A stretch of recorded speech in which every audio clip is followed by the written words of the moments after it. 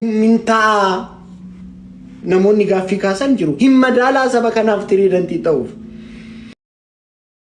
Namoonni kaasan gaaffii kaasanii ilaameedhaan taa'anii muka odaa jalatti taa'anii ilaameedhaan abbaa gadaan asiin taa'ee qaamni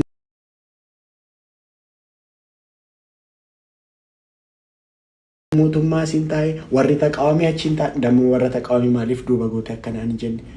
Kibbii godhatan kibbii duuba mitiishi asiin abbaa gadaa taa'e asiin warra qaama mootummaa taa'e asiin warra taqaawamii taa'e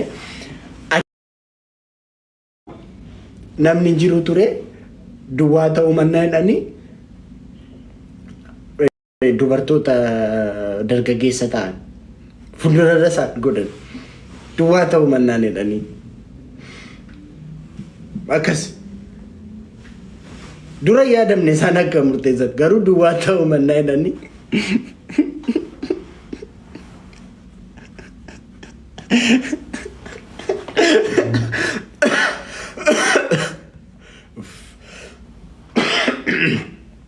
maalumaafuu Oromoo raachuun kee daffaamte beeyyesuus amma beeyyesuus mootuu raachuu waan tokko taateedhanii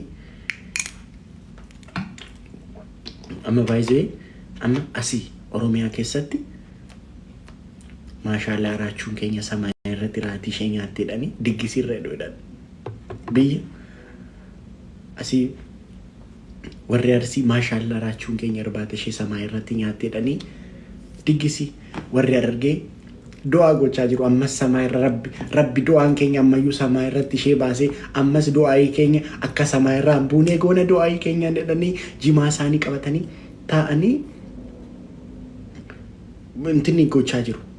Warri ambuumu warri pheenxees charchii jedhanii jilbeeffatanii rabbi waaqayyo tokkicha raachuu keenya tiriidantii keenya samaa irraa baastee ati maal dadhabda silaas ammas samaa irratti geessite jedhanii baqa hunduu beekuun waan beekuun. Amma samaa irraa siin buusin naan jechuudha. Diggisiira jedhan Oromiyaa killee. Kanaafidha boonna baay'isee. Waan miti baay'isee. Ummata samaa irra nu baasu yoo xinnoo qufne moo samaa irraas xarabaadhaan nu gatuu danda'u qabna baay'isee. Gaafa gaarii taane samaa irra nu baasee gaafa xinnoo balleessine xarabaadhaan nu gatuu danda'u manni kun baay'isee. Kana fudhachuun kana keessa jiraachuun dirqama baay'isee akkasiidha baay'isee. Samaa irratti eenyumtuu nyaanne. Samaa irratti taa'een tootaaliyaanis immoo saba kanaaf tiriidantii ta'uu koo damoo mantaani samaa irratti baay'ine sarpiliis jedheni tiriidantii ta'uu koo gaafan samaayii sana irratti baay'ee amma nama biraa otoo ta'ee midhaan isaa nyaata miti garaa isaa isti samaa irratti midhaan nyaachuun akka meedhe midhaan irratti si gibgib jechuu danda'a. Ani the moment I get to that place, samay sa itifam Ingiliffaan isinitti baay'ise. The moment ani samay irraa ba'e, the moment ani isin jedha bar. I just said, brother, can you please open my favorite music for me? Jedheni. Of course sareedhe. Hin dhagaanatti fakkaate akkani tiriidantii ta'e. Of course sareedhe. Of course sareedhe. Anis immoo ganzaba kanas baaseen asum keessa diraama kudhan lakki diraama kudhan diraamni kudhan kan keenya erguutti meeqa ibashan taade maaliif naan banu albamiyyuu naa bana turantin inni raanfadha kaaseen diraama kudhan kaaseen Achi, which is your... Okay, no sir, Fudati. What is your favorite music, sir?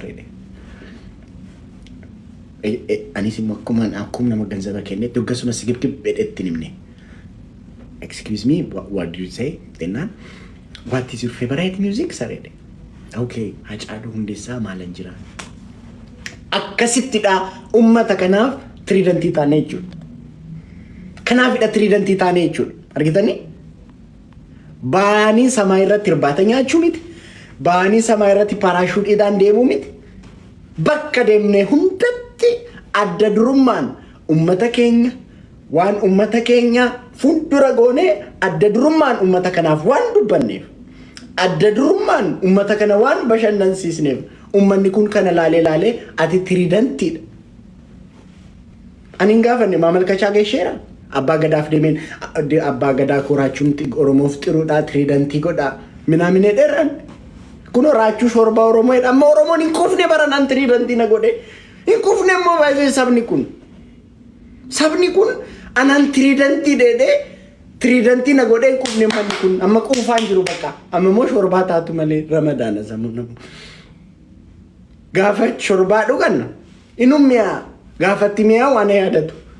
Raachuunis haasaan shakkasumatti mi'aa shorbaa keenyaa taatu. Jedhamu Oromoon akkas ani dhagayeera. Basimaa balau dhagayeera baay'isee.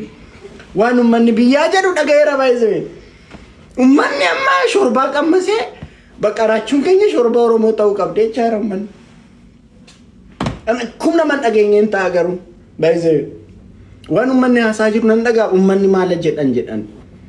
Tiriidantummaanis haafuu silxaanarraa bu'uu dhabe namis dafee bu'uuf baay'isee. Nan gaafadha namoota baay'isee ummanni maal jedha.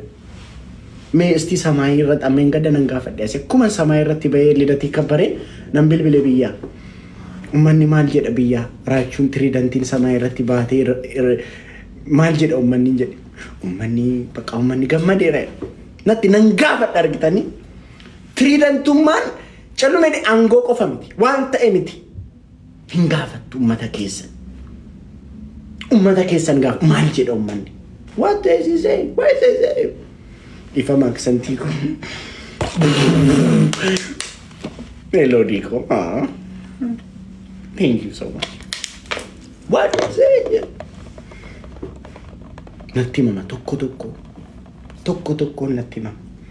Raachuu manni akkas jedha gaafa jedhamu. Raachuu manni zinjibila akka taatu barbaada gaafa jedhu deemeen waa'ee zinjibilaa na xarraa. Raachuu koo ummanni kee akkaati shorbaa taatu barbaada gaafa jedhan waa'ee shorbaa makaleessan gaafachaa oole waa'ee shorbaa. Maaliif immoo Oromoon maaliif anaan shorbaa na gochuu barbaade? Maaliif immoo raachuu ummanni maal jedha jedhee gaafannaan raachuu koo amma immoo ummanni kee akkaati shorbaa isaanii taatu barbaadu jedhan. Shorbaa maaliif? What is in the shorbaa jedhe. Gaaffii ani immoo Ingiliffaan nan gaafadha gaaffii. What is in the shorbaa jedhe. Namoonni waa'ee shorbaa immoo xarraan qabamu namootas namoonni kan fayyadamuufi jira. A shorbaa is like this kana fayyada. Waan baay'ee jira uummata kanaaf baay'ee garuu kabajamu. Uummata kanaaf tiriidantii ta'uun to be honest with you kabajas. Dhugaan dubbadhaani baay'ee ulfinas. Ani otoon tiriidantii saba kanaa otoon ta'in dura maala duuriyyee wayi galjaajaa wayiin ture. Gowwaan ture baay'ee. Baay'ee gowwaan ture yeroon ani tiriidantii otoon ta'in gowwaan ture baay'ee. Nama barbaada gaafachuu dandeessu. Gowwaan ture. Eddan tiriidantii keessan ta'ee bakka jira mitiire. Istaayiliin kooyyuu baay'ee xuruu ta'e.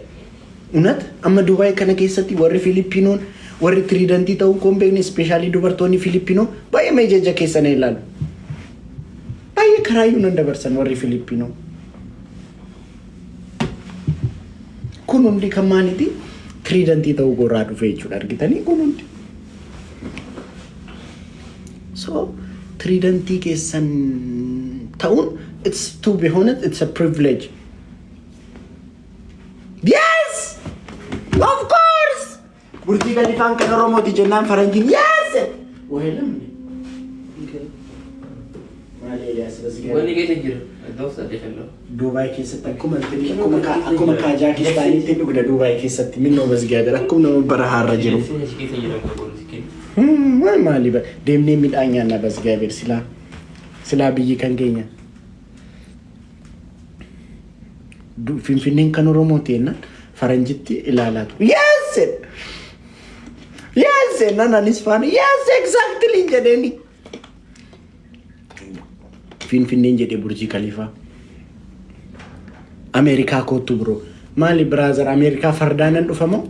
Ani immoo muudiin keessan kun immoo na dabbara foonaa dhaqo. Bakkuma Oromoon jiru amma Duubaay kootu kunoo dhufesh. Oromoon bakka hin jirre hin jiru. Oromoo bakka hundaa jira baay'ee. Oromoon Duubaay jira, Ameerikaa jira, Ani bakkuma bakka Oromoo kana gammachiisus bakkuma hundaan deema. Maali bas Gaabir? Inde? Bakkuma Oromoon jiru hundaan deema taanaan ani akkamittiin damman fakkeenyaaf ishee Ameerikaa fardaanan deema.